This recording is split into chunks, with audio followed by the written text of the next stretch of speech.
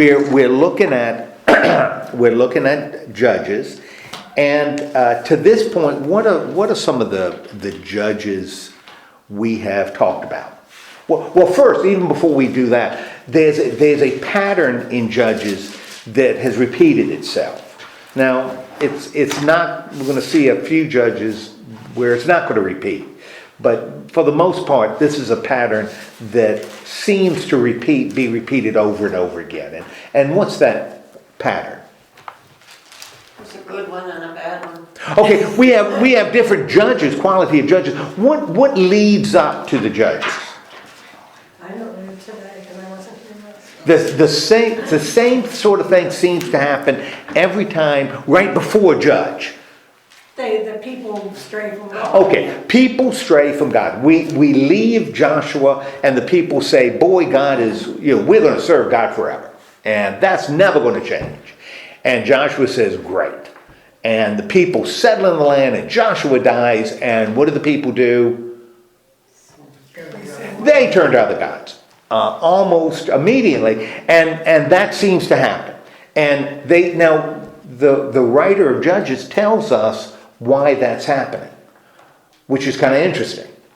What does the writer in Judges, and this is really important to understand how the writer sees what's occurring in the book of Judges, and really then how we apply it.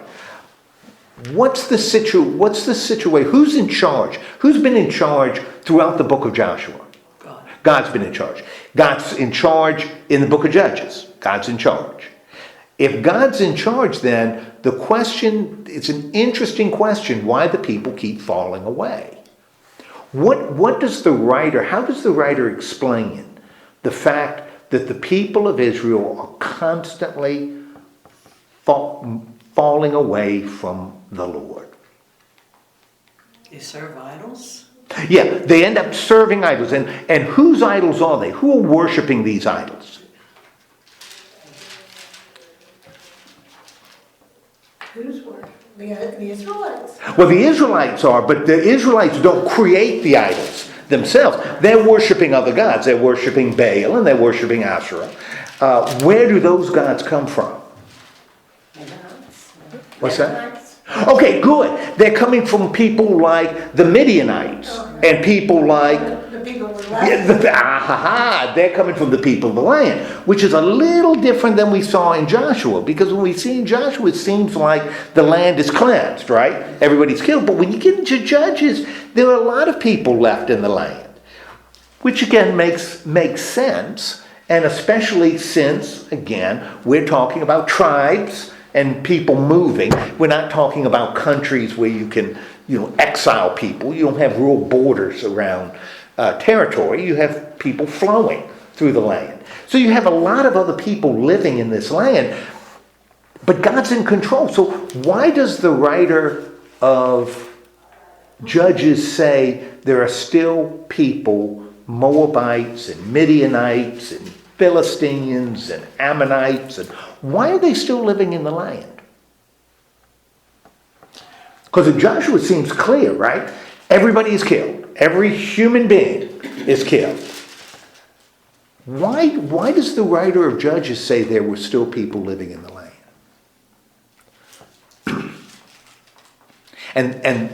The reason I meant is this is, I think, really important to understand what the writer is trying to accomplish in Judges. Why are there other people living in the land? Non-Israelites in the land. If God is in control. It must have been part of God's plan. Must be part of God's plan. Why would God plan that? Why would that be part of God's plan? What might God be doing by having these other people still living in the land? People who worship other gods. He's evidently teaching the Israelites what would happen if they don't. Okay, that's exactly what he says. The writer says, God allowed these people to be in the land because that becomes the question. Why would God do this? He's given the land to the Israelites. Why would there still be Amorites living in the land given to the Israelites? Well, the writer of Judges says they're there to test and to tempt the Israelites. To test and to tempt the Israelites. these other people with their... Now, that's a good explanation for why there are still people living in the land. A theological interpretation, the writer of Judges is saying. That kind of becomes important because as we apply it, we're talking about people who live in places where there are a lot of different people in the land, right? Including us, where there are a lot of different values and a lot of different voices and a lot of different belief systems. Living in our land, we could say, well, what is God? God must have abandoned us. Well, that's not what Judges says. God didn't abandon the Israelites in the land by giving them Moabites as next door neighbors. In fact, they were there for a purpose. God knew they were there. God wanted them there because those people were doing what? God was using them to test the Israelites, to strengthen their faith, because they're having to make a decision then. I'm not going to go this way, I'm going to go that way. And that would make them stronger. That's at least what the writer of Judges says, to explain why there are still people that living in the land. And that's something that we may want to file away as we look. Maybe it's not that things are out of control. Maybe it's that God is challenging us to focus. Challenging us to focus. Okay. So anyway, we've got that going on, an explanation. And so Israel, in the face of this testing, as they take the test, right? How do they do on the test? As an old school teacher, how do they do on a test? They flunk, flunk, flunk, flunk.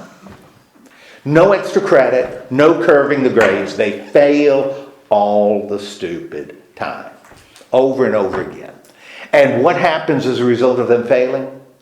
Because they worship other gods. They follow the other gods. What's the result of their failure? And this happens every single time. The Israelites, it's their land.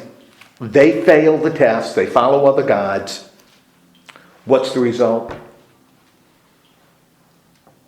Some other people that, I don't want to say this, so they become under the people. That's it. Other people oppress them. Doesn't matter what you do, whether it's Moabites, whether it's Amorites, all the ites that are running around. They end up oppressing the people, right? And who's causing that to happen? God's causing it to happen. Because all of this is in that theological context. The people are doing it, but God is in control. And they fail the test, and that's the consequence of failing the test. They're oppressed by other people. What do the Israelites immediately do when they're oppressed? They cry to God. They cry to God, because now they find there's, like they said, there's no atheists in foxholes. The Israelites, they're oppressed. Of course they're going to turn to God. And they cry to God for help. And what does God do?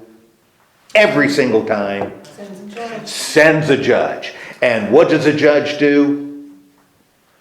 Turns them back to God. Well, they're crying. God sends a judge. The judge defeats the oppressor. The people return to God, and they live at peace, usually through the life of the judge. And when he expires, often after 7 years or after 40 years, because remember, numbers are really important in the ancient world. And those are both viewed as some kind of sacred number. Once that judge leaves the scene, what happens? They go back. They fail the test and they go back. And another people come and oppress them. Sometimes they're people that are living in the land. Sometimes they're people outside the land. But again, remember, we're talking about a time when people are moving. There's a lot of movement. So, we're not talking about national borders and invasions and that kind of stuff. It's far more fluid. So you have people that will oppress them. Now, we've gone through some judges, and, I don't know, they do pretty much the same thing. We talked about, Othniel and Eglon, with the Moabite king who was so fat, when he was stabbed with a sword, not only did the sword go in the handle went in too, encompassed by his fat body, so we've seen some judges that are barely mentioned. We saw Deborah as a judge. What do these judges sound like? What would they, historically, if we were looking in our culture at judges? Now, the writer is putting it in a theological context. So the judges are called by God. If we were looking at it in a secular context, what would we call those judges? What would we consider those judges if we were reading them about in our society or in our world? Or another society, but kind of took God out of it. What do they appear to be? They're kind of like heroes, aren't they? They rise and do great things, do heroic things. But in this context, in Judges, they are called by and equipped by God. Now, last time we talked about one particular judge. And the stories about the judges, I don't want to say they get longer because we got some real short ones we'll talk about, not short in statute, but that aren't mentioned much, well, they may have been short. But some of the stories are longer than others. And last week we talked about a story that was pretty long, and it was a story of Gideon. And what are some of the qualities in Gideon? What are some of his character qualities? Brave. He's not very brave, because, and several examples of him not showing that he's not real brave. What else do we say about Gideon? So he's a judge, a hero, but he's not a real brave hero. What else about him? Because we'd expect these heroes to be strong, right? And brave. And since they're called by God, we'd expect them to be Leaders. Leaders. What kind of leaders? If they're called by God and the people of, what's that? Godly. Godly leaders, of course. Is Gideon particularly godly? Is he a particularly faithful person? No, he's not a faithful person. Remember, he tries to test God twice. If you want me to do this, then do this. Well, God does it. Well, that was only part one. Part two is to do that. Okay, he did that. Now, so Gideon is not the kind of atypical judge, not somebody you would pick out of a line and say he's going to be a judge. And the way the Midianites are the ones causing all kinds of problems, because they seem to be coming in and just taking all the food. After the harvests come in, they seem to take all the food that the Israelites are raising. How does God, and so God's going to use Gideon to free the people. What does he tell Gideon about the strategy? What's unique about how Gideon is going to win the freedom of the Israelites from the Midianites? They're blowing trumpets. Yeah, they're going to fight blowing trumpets and breaking jars. That's how they're going to fight the battle. Now, he raises an army, and one of the things we see in Judges is it's sort of tribal or regional. Although they talk about the judge for Israel, it seems to be local. So we're not talking about someone covering the entire area of Palestine. It seems to be little places and specific tribes. Remember, he raises an army, and what's God's judgment of this army that he raises? It was too bad. Too big. And so he's got to pare them down. And remember, he pares them down twice. If you're scared, he says, go home. But then that's too big. What's left? And so he says, which is one of those kind of distinctive things about the story of Israel, take them down to the river. Yeah, and watch how they drink. And if you scoop water with your hand, go home. But if you lap it like a dog, you're my man. You're the guy that's going to fight my battle. And how many people are going to be blowing trumpets and breaking jugs? 300. And they're facing an army of over 120,000. Okay? So you got 300, and yet the 300 wins, right? Now, why do the 300 win? Blowing trumpets and breaking jars. Why do they win? Because God's with them, and God's going to give them victory. Okay, that becomes the key. God is the one who's fighting these battles. Now, when we get to chapter 8, verse 4, Gideon has defeated this Midianite army. And remember, there was a little thing about Ephraim, and Ephraim's ticked off because he didn't call him to fight, little kind of just dropping in a little kernel that there's some disunity between the tribes. Remember in Joshua, they were always fighting together, fighting battles as one. We don't see that same unity when we look in the book of Judges. When we get to chapter 8, verse 4, what is happening? What's going on?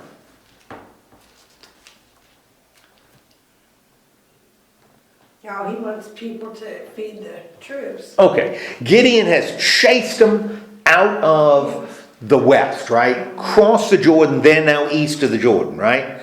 Now, Midian is somewhere where we'd see Saudi Arabia, Red Sea. That's where the Midianites tended to live. Like I said, they were tribal, so they moved around, and they would go to Palestine to get food. That's what they did.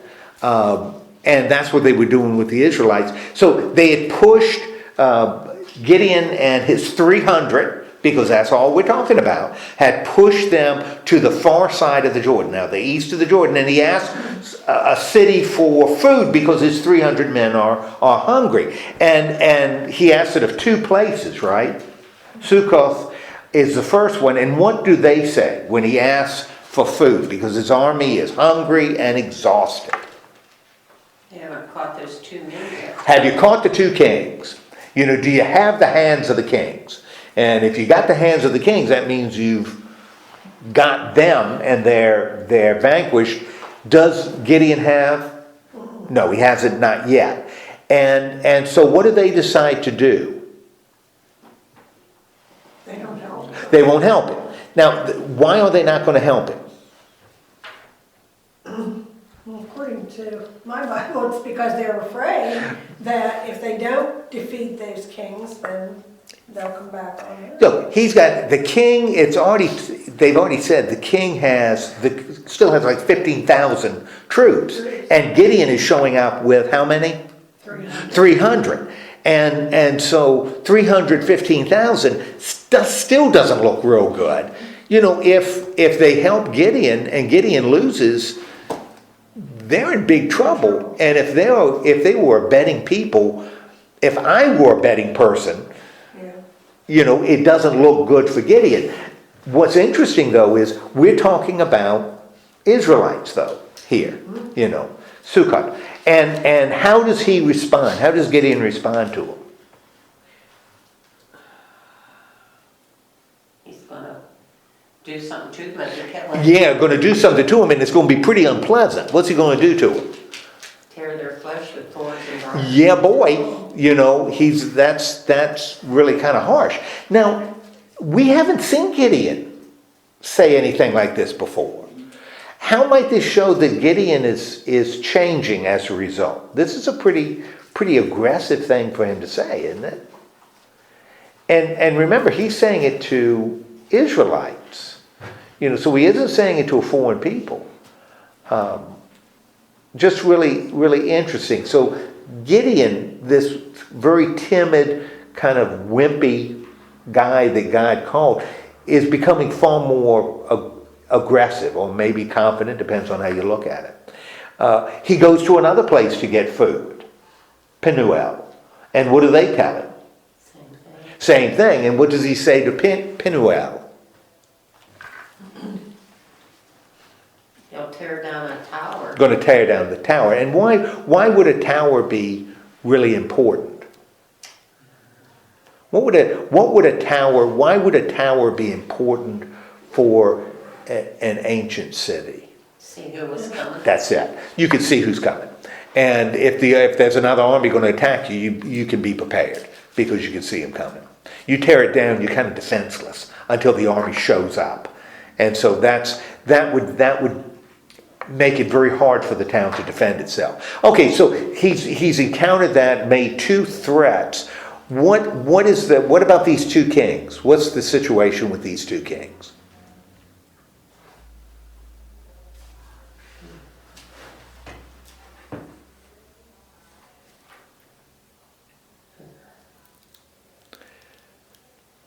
Because Gideon finds the kings and their armies, right? And what ends up happening? They flee. Okay, the army flees. Now remember, we got 15,000 against Gideon's 300, and the 15,000 flee, and what ends up happening to these two kings?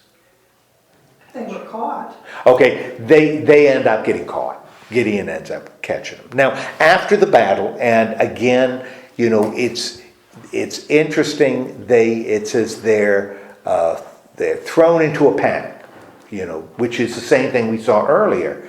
The God threw them, and so they started killing one another, and that's how Gideon won.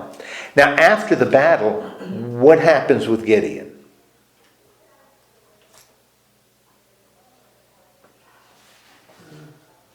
Because he's defeated these two kings. What happens after the battle? He got the names of all the officials that wouldn't help him from the other town. Right. And then what does he do? He didn't kill. Yeah, he does. Well, he does exactly what he promised to do, right? Mm-hmm. If I had a choice between my tower being destroyed and being torn up by briars, I think the choice is pretty clear. But he does exactly what he promised to do. He pays them back for what they do. Now again, we're talking about Israelites he's doing this to. Mm-hmm. What ends up happening to the two kings?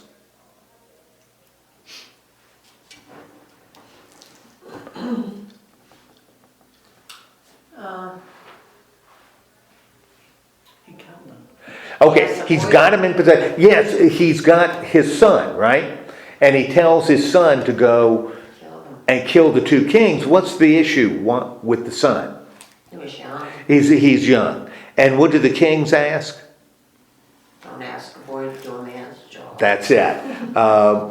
If we're going to die, who should be the one to do it? And you should. Gideon should be the one to do it, and Gideon, He does. he does it.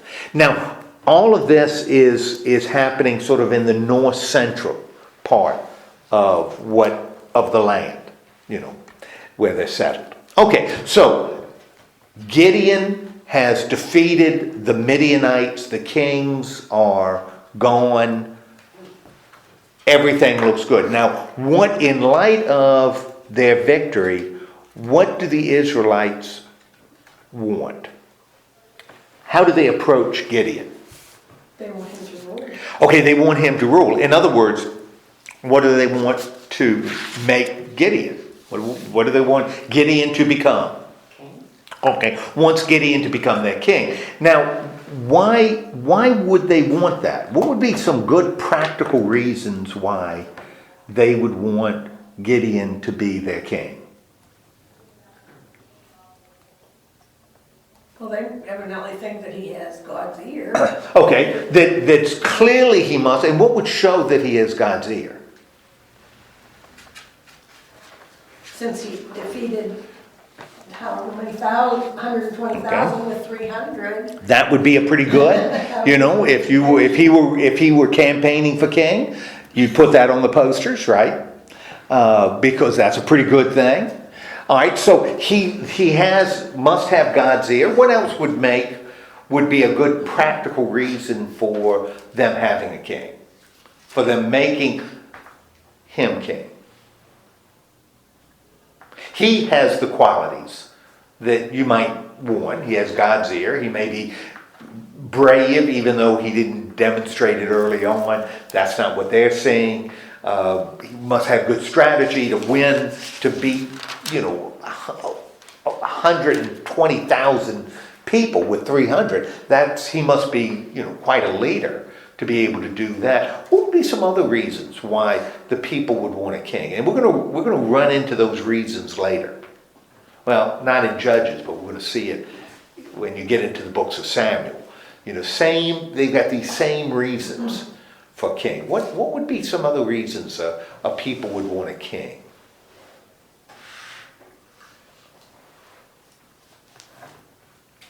We know why they would want Gideon to be their leader, but why might a people want to have a king? What would a king give the Israelites that they don't feel they have now? Laws. Okay, a king can give them laws, and what would laws do for them? Order. Okay, a king can give you some order. A king is going to give you laws, and therefore there's going to be some order. What else would a king? Good. What else would a king do? Well, he could, if there are laws, he would dole out the,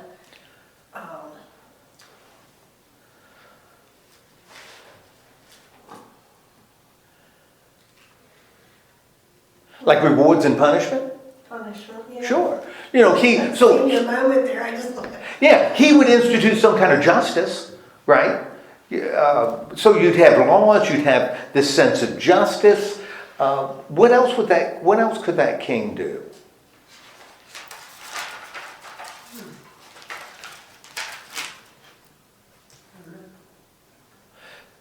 When you think about the United Kingdom, their kings and queens have very little real power. Their figureheads. Okay, they become figureheads. Why is that important to them? Because if they replaced them, if they eliminated them, they'd save a lot of money. Why are they still there? And they have no power, real power. Just tradition. Okay, it's tradition. What do they do for the people? Honor. Well, when Queen Elizabeth died, what did we see happening in the United Kingdom? Change of power. We saw a change of power. How did the people react to it when she died? How did the British people, or most, not all, but most of the British people react? They were sad. They were really, really sad. Because the Queen, even though she had no power and was really expensive to maintain it, that Queen became sort of a unifying force. She became a leader, somebody that they could look to. Look up to.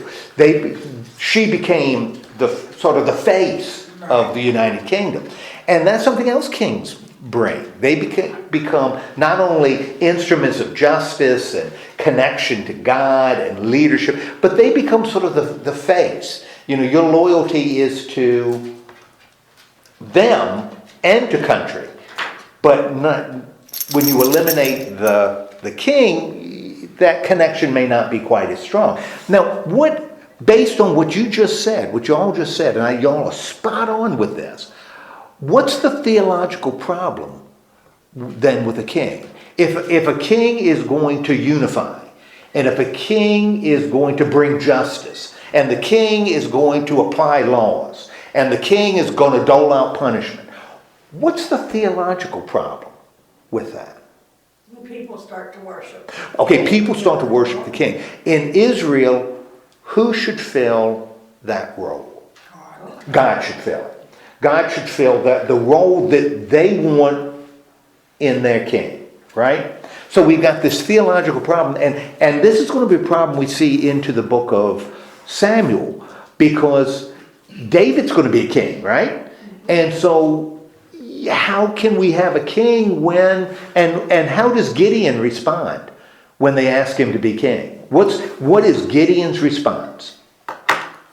He said, I will not rule over you, nor will my son rule over you, the Lord will. God is our king. God is our king. Period. He's our king. Therefore, I can't be, and I won't be, because that's a position that's occupied by God. And that's going to be a major issue for Israel as we move into the books of Samuel.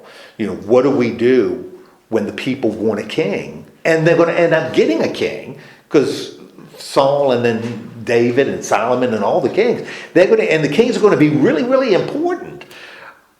But God should be that king. You don't need a human being to be your king. God should do for you what a king does. And that's really hovering around the background in Judges. You don't have kings, you have temporary leaders that represent, but they aren't there forever. And their families don't continue forever, because God is the ultimate king.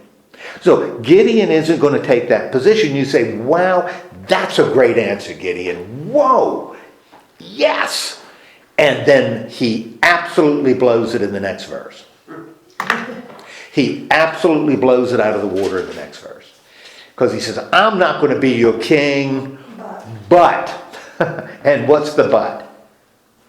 He wants a gold earring. I want you to give me, because we've beaten the Midianites, and evidently the Midianites were very stylish because they had earrings. I want everybody to give me one earring, right? Bring one earring. And it says we all know they had earrings because they were Ishmaelites. I guess Ishmaelites were really stylish back then. And they do, right? What does he end up doing with these earrings? Like some, what do you call it? An Ophrah. Yeah. An Ophrah. And does anybody know what an Ophrah is? It's really interesting that he makes it into this. Doesn't make it into a statue. He doesn't make it into, anything else. Doesn't make it into a building or anything. He makes it into an Ophrah is like an apron that the priests wore. They talk about it in Numbers, and in Leviticus, how you're supposed to make them for the priests. He wants that made for him out of this gold. So it's a religious garment. That's what an Ophrah is. And now, what is that suggesting about Gideon? That's what he wants. Now it's really interesting. He says, I don't want to be your king, But I want to be recognized. but I want to be recognized. But I want to be recognized, and I want to be recognized not by a statue of me. I want to be recognized by this Riches. this very religious, with riches, but made in a very religious, to create something that has a lot of religious significance. And in fact, it doesn't say that he wore it. What does he say he did with it? Put it in his hometown. He put it in his hometown. And what did the Israelites immediately start doing with this Ophrah? Worship. They started worshiping it. They started worshiping it. And the writer of Judges even says what? It became a snare. It was a snare. Because remember, it says earlier that he left the foreign people in the land to test the Israelites. Now Gideon, the one they want to make king, creates this religious kind of garment with this gold, and the people end up worshiping it, and it becomes a snare. Now Gideon, though, the situation in the land is good, right? Because where are the Midianites? They are subdued. They're defeated, and so they weren't stealing the food from the Israelites. And it says the land is At peace. at peace. during the 40 years Gideon lives, with an asterisk. He's got this Ophrah that the people are worshiping in his hometown, which is a problem, because that seems to be the Israel problem. How does Gideon die? Or what's the situation around his death?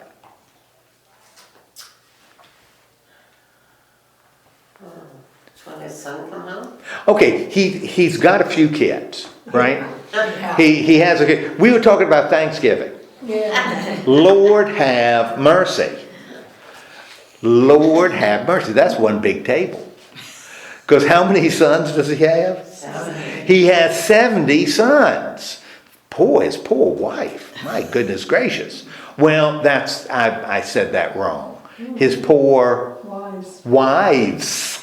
Because clearly he has a bunch of wives, and then he has a bunch of wives, and then he has a bunch of wives with quotation marks, a bunch of concubines. Now, understand, we've kind of alluded to that before. Even in the law, men could have more than one wife because increasing the population is really important in the ancient world, because the population is pretty much, doesn't spike until about 250 years ago in the world. So it's unbelievably stable. You've got to have as many people producing children just to survive as you can, because infant mortality is so high and women dying in childbirth is so incredibly high. So you have to have a growing population just to break even. And, a husband can have 4 wives pregnant at the same time, but a woman can't do that, isn't able to do that. So, that's why, just to keep your population growing, they were pretty loose on they didn't have anything like monogamy, because this was a very practical concern. So he has a lot of kids, but they don't mention any of these in particular. They did mention one earlier, when he was going to kill the kings, but they do mention one of his sons. And what son? Well, first, so he's got all these kids, right? Mentions one of the sons. And what is the son's name that they mention? Joash. Okay, well, Joash is who? Who is Joash? Gideon's son. Well, Gideon he's the son of Joash, so that's his daddy. Joash, and he's got 70 of these kids, but he also has, remember, he's got a bunch of concubines. And one of his concubines lives in Shechem, and she has a son named Abimelech. Okay, Abimelech. And so just kind of floating around here, right? And Gideon dies. And as soon as Gideon dies after 40 years, what ends up happening? Of being a judge for 40 years, what immediately happens? Geez, what a surprise. Israel starts worshiping other gods. They're worshiping Baal, right? And what they don't remember what? What do they forget? Gideon. They forget Gideon, and they forget what the Lord has done, right? Now, with Gideon gone, he's got this son, Abimelech, right? Who is his son, but not a son of one of his wives, right? What does Abimelech do? He's a son, but he's not in the same league as the other 70 boys. What does Abimelech do? He runs for office.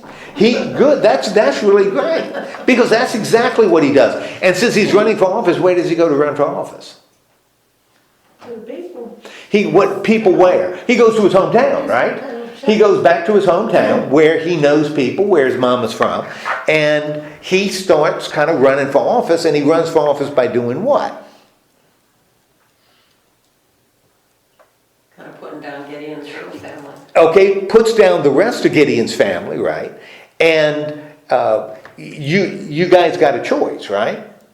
You can either have me, because I'm Gideon's son, or you can have 70 sons. Now, if you got 70 guys over top of you, ruling you, what's going to be your situation? If you got 70 bosses, You don't know where you're going. yeah, it ain't going to be good.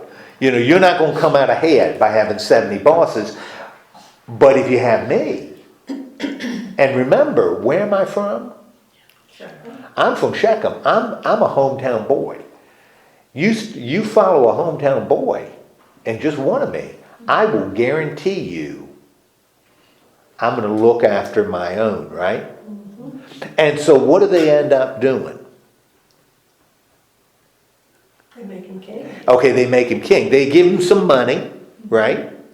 And it's interesting, they take money out of, and this is a little elbow shot, from a temple of Baal. Now remember, we're talking about Israelites. So they take a pagan temple, take some of the silver there, they give it to him, and he immediately hires. Killers. Yeah, they're not portrayed in a very positive way. Some worthless folks. And what does Abimelech do with his little hired thugs? Kill his half-brothers. He kills his half-brothers. He kills how many of them? 69. Well, 69. he kills 69 because one of them gets away. Right? And who is it that gets away?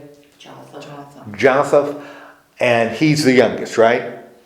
Now, when he does this, in Abimelech, we have memories, right?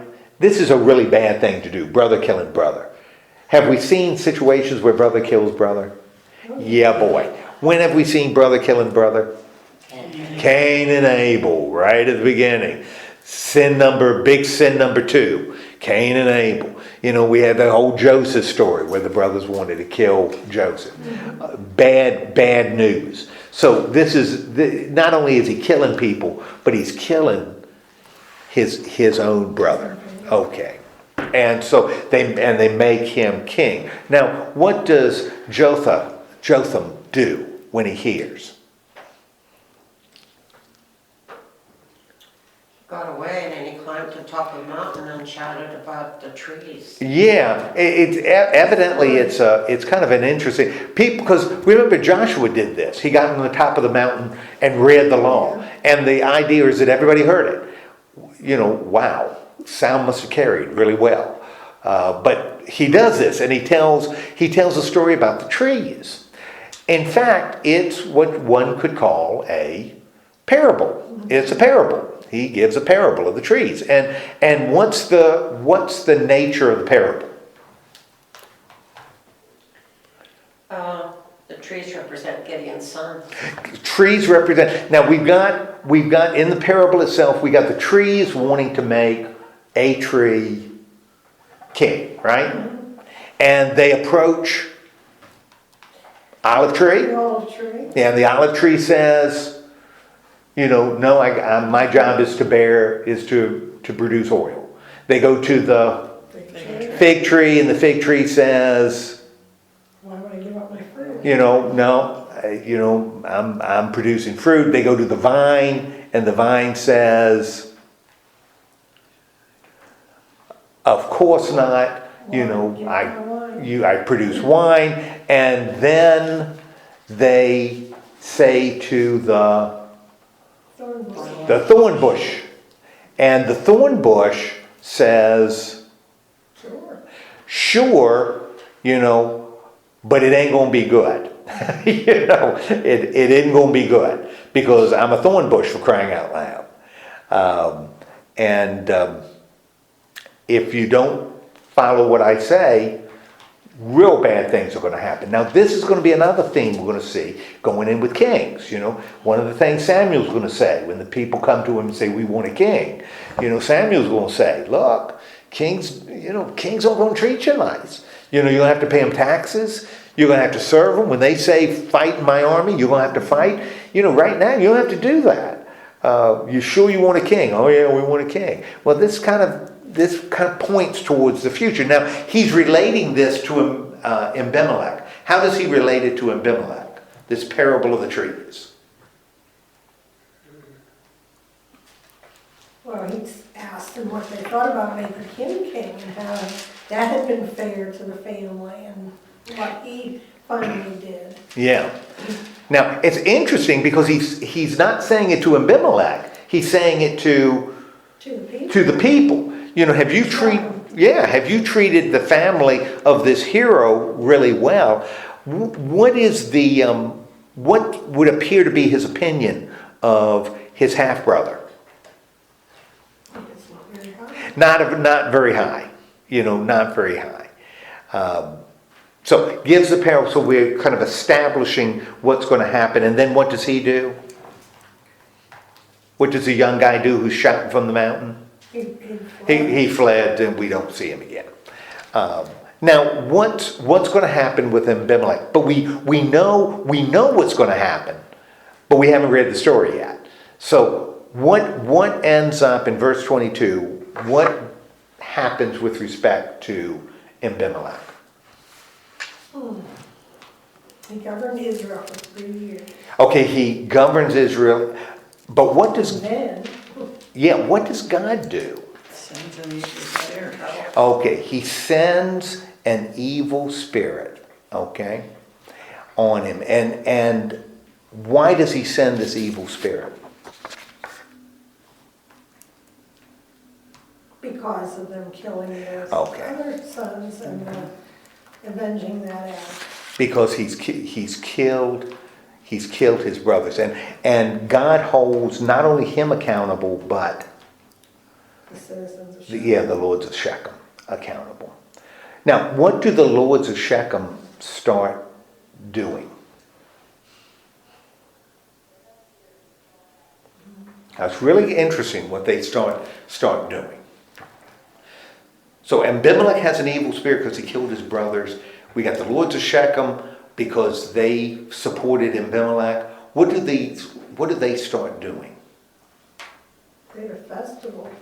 Well, before they do the festival, what do they in verse 25?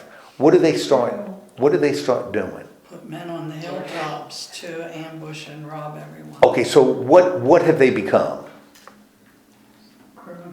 They become criminals, right? They become bandits. That's what they're doing. They're ambushing and stealing. File that away, that they're ambushing people.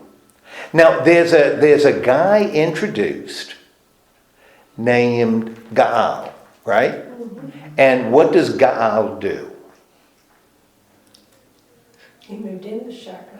He moves in to Shechem, okay? And Gaal, when he gets to Shechem, what does he start doing in Shechem? The confidence of the people. Okay, he gets confidence of the people, right? People like him. And what does he start saying? He's talking against Abimelech. Yeah. And to stir up trouble. He starts talking trash, right? He's talking trash about Abimelech, right? And he's encouraging the people to revolt. Now remember, the writer of Judges has already told us that an evil spirit is on Abimelech because he's a murderer, and an evil spirit is on the people of Shechem, because they allowed it to happen. All right? And so now we're going to see how that, again, is under God's control, how this ends up working out. Now, so he starts talking trash. Now, who is in charge of Shechem? Is Gaal? He's got the confidence of the people, but he's not the boss of Shechem. Abimelech's the Well, Abimelech is the king. Simple. Zebul is the ruler of the city. Okay, he's the ruler of the city, and he hears Gaal talking, right? And how does he react to what Gaal is saying? Because he's talking trash about Abimelech. How does he start feeling about it? He gets angry, right? And in fact, he gets so angry, he does what? He sent a message to Abimelech. Okay, he sends a messenger where? Where does he send a messenger? To Abimelech. To Abimelech. So Zebul is is angry that Gaal is talking trash, tells the king, Abimelech, about it, right? And he also tells the king what?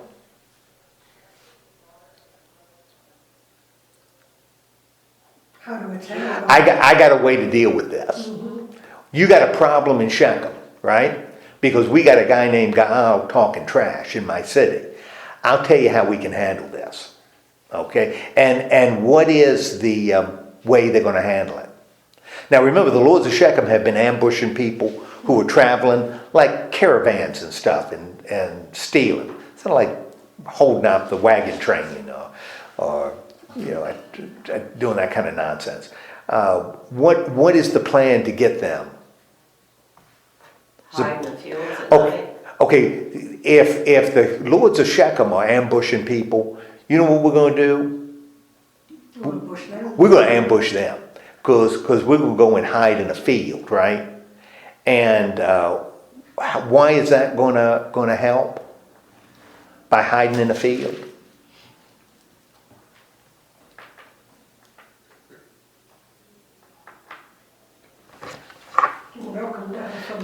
They'll come down from the mountain. Yeah. When that's at night, they'll be tired and they won't see them. Yep. Hiding in the field. That's right. And so you hide in the field, then you're going to be able to get them, right? So what does Abimelech do after he gets this word from Zabal, the boss of the city? What does he end up doing?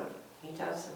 He does the same thing. And it's kind of interesting because Zabal and Gaal are together, right? And Gaal is standing at the gate of the city. And this is a good writer here. There's a lot of detail in this. Gaal and Zabal are there at the gate of the city. And Gaal says what? What does he notice? People are coming down from. Yeah, we got people coming from the. You just imagine him standing next to the guy saying, "Did you see that? It looks like people coming down from the mountain." And what does Zabal say?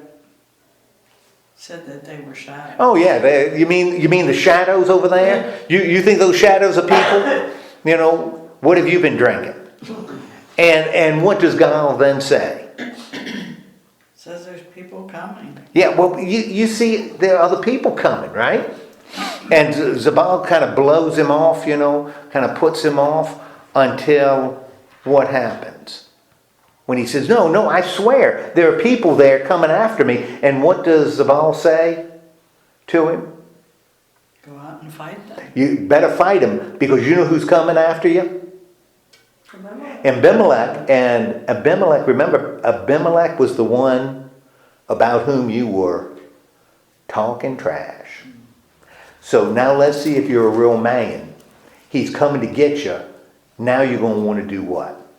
You're going to have to fight him. And what ends up happening? Got defeated. Okay. They fight. Who wins? Abimelech wins. And what do they do? What does Abimelech do to the city?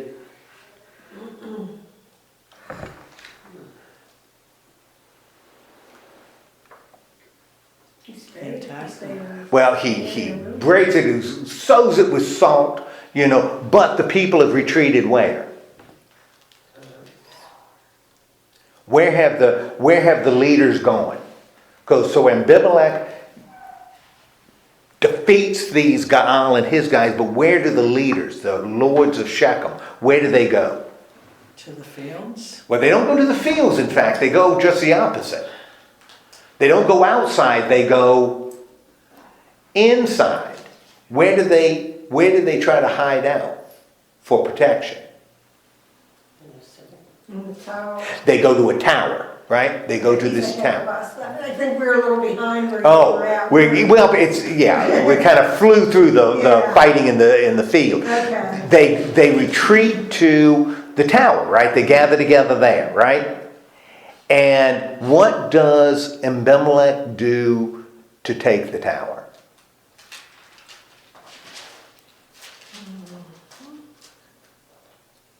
It sets it on fire. He sets it on fire. He cuts a whole bundle of brush, right? And his troops are saying, Abimelech, why are you carrying that brush? And he says, get yourself some. And we're going to put it around the tower and we're going to burn it down. And that's what they do. And who ends up dying in the tower? People of Shechem. The people of Shechem, 1,000 men and women die in the tower because he burns it down. But Abimelech is not done yet, right? Because he goes to another town. And what does he do with Thebez? Capture it. It's got another tower, right? And what does he do in that tower? Same thing. He sets it on fire.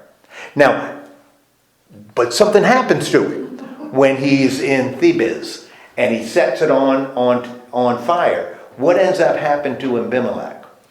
A woman dropped an upper millstone on his head and cracked his skull. A woman drops a stone from the tower. Which would be a millstone. Yes, Big right, because she uses it to grind grain.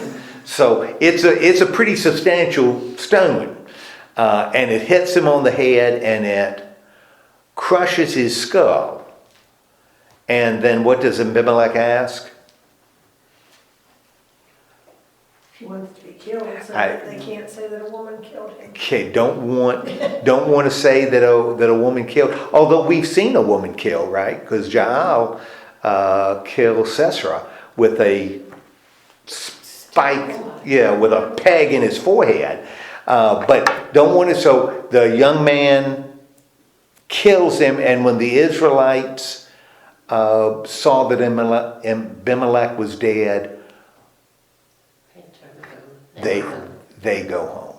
They go home. Now, you look at this story and you say, Lord have mercy. Does this story have anything to do with God? Patty, does this story have anything to do with God? Heck no. Not when you read it. You know, if you just read it, it sounds like it's a story of what? Rebellion, right? People running crazy. You know, backstabbing, betrayal, murder. Riots, yeah. People setting other people up. This sounds more like something that would happen in the mafia, in a movie, than anything. This sounds like Goodfellas. It doesn't sound like anything that's from the Bible. Now, but it's a story, and evidently it's a story that they knew. I mean, he's writing it. He needs to put it in a theological context. What is the theological context that the writer of Judges puts this story that really doesn't have to do with God? I mean, they're not fighting for God here. Abimelech he's not a judge. And he's not fighting to free the people. This is just a nasty story about rebellion and jealousy and murder and, in other words, stuff you'd see at an average family reunion. Or Thanksgiving, around the table at Thanksgiving. How does the writer put it in a theological context? What's the theological context? It says that God repaid Abimelech. God repaid Abimelech for killing his brothers. God also did what?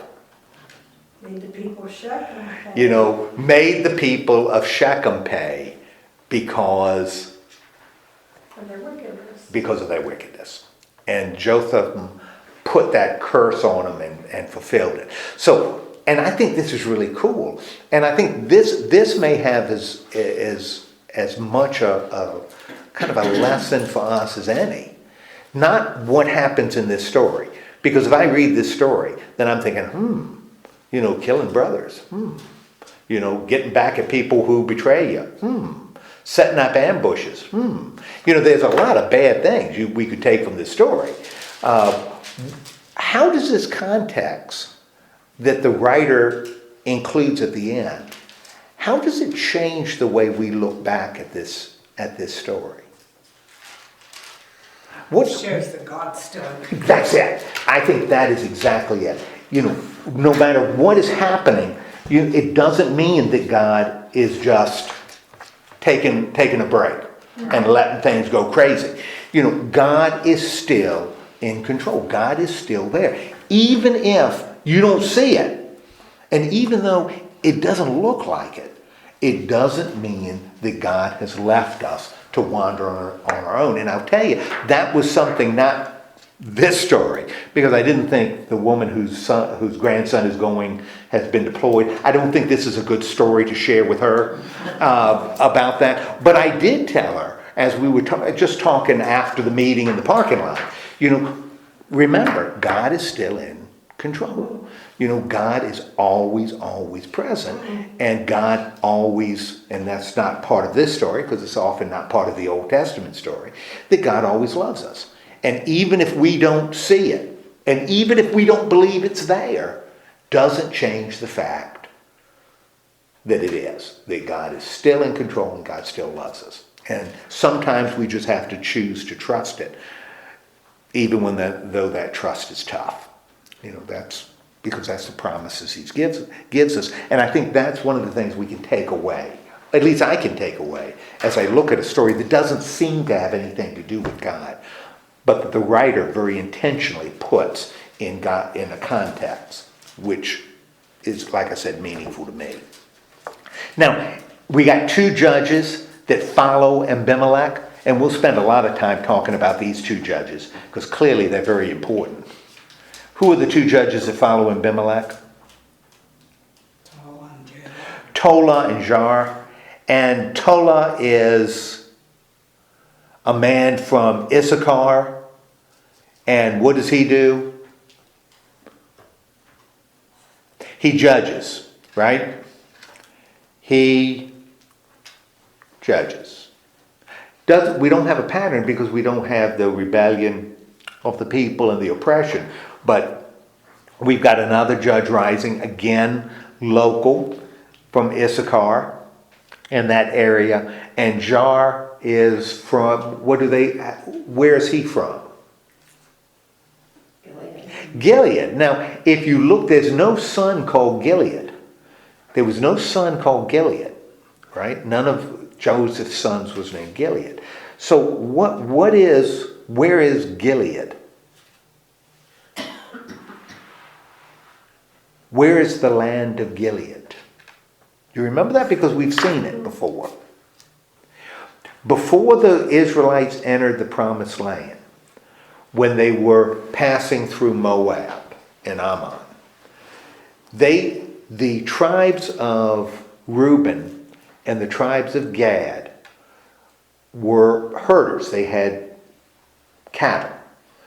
And they said this land east of the Jordan was really good for cattle, to herd cattle. The land that was east, so can we have this as part of our share? And that land was called Gilead. So this is land that's east of the Jordan, which would still be in territory held by the tribes of Israel, but this time it would be Reuben and Gad, not on the other side, not in what we kind of think of the promised land. So this is still a judge. And really that's it. These are two judges that are just mentioned. We do still have this regional deal. Issachar is up north, Gilead is to the east. So we're going to see one from the south next week that's going to be judged down there. Okay, so this is the story of, and it's an interesting one because it doesn't really involve a judge. Abimelech, this whole Abimelech thing, does point to a God that's still in control. So what is Israel's experience? This is their experience with a king, that first experience with a king, right? If you're going to take this experience and determine to use it to shape the future, what kind of experience did Israel have with his first king? Was this a good experience with Abimelech? This was a bad experience. Violence and betrayal and brothers killing brothers. This is not a good experience. And like I said, we're going to see that pattern continue, that Israel really shouldn't have a king until they get one. And then, it depends on who's writing it. Sometimes kings are viewed as good, sometimes kings are viewed as very, very bad. So they're going to be kind of a mixed bag. But here it led to violence and destruction, and even destruction of the king. Okay, any questions? Now, we're going to look at Judges 10:6 through 12:15, and we're going to see a couple of other minor judges, one other minor judge. But we're going to see one that's relatively important. And in his story, and his story is going to be longer, he's going to make a promise. I'll tell you, he's going to make a promise that as soon as he makes it, he's going to regret making. But he has to keep it because he's made it in the sight of God, which becomes a lesson that's important to hear. So that's what we're going to be looking at. It's not unlike me promising Colin that I'm going to make cheesy potatoes. Yes. And the result may be very similar, because read the story. It could be a real problem if I choose to make it. Okay, let's have a word of prayer, and then y'all can head off. Lord God, thank you so much for giving us this time to go through this story. And even though your presence is not prominent in this story of Abimelech, remind us that even when you don't appear to be present, or even when we don't think you're present, or even when we don't believe you're present, you are. And you love us, but we also pay the consequences of our actions. So remind us that you don't abdicate control just because we don't sense that control, or we're forced to pay a price for what we choose to do or not do. Remind us that you are still there and that you still love us. In the name of Christ we pray. Amen. Thank you. Thank you.